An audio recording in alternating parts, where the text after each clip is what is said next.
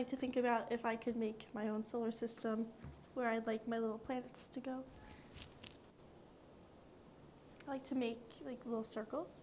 So I just take like household items and just trace them on the paper. I like to make the circles overlap and go off the page. I started making these this year. In the beginning, like, I want to say August, I started doing this.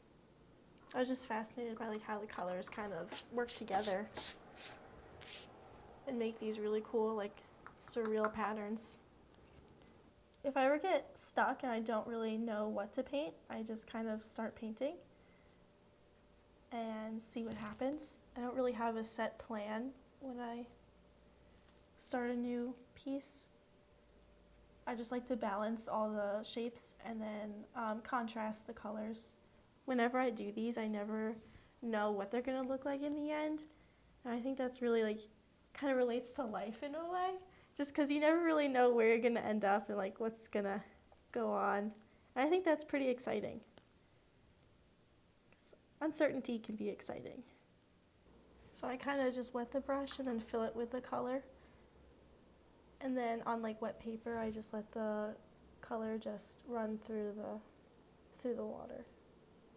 Never know what you're gonna get. Another thing I really enjoy doing is taking time lapses whenever I do these paintings and then going back and watching them later. I think it's super interesting to see like how hours long of a process can be broken down into like a 30-second video. Each one I think I get a little bit better at because I have a better understanding of how the paint moves in the water and like the best ways to put it down on the paper.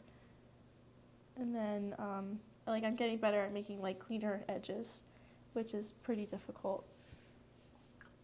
One of these paintings typically takes about an hour or so because the one of these circles, it takes a little long to dry, and then if I tried painting another one while tilting it, it would make the colors of the last one run.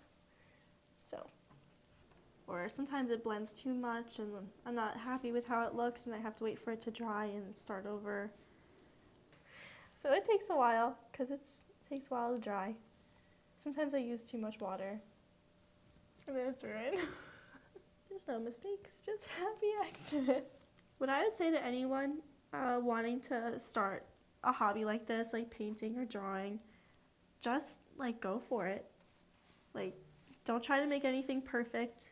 Don't try to have like super high expectations for like your first, things. Like, just do it because you enjoy it and you're gonna end up making something great.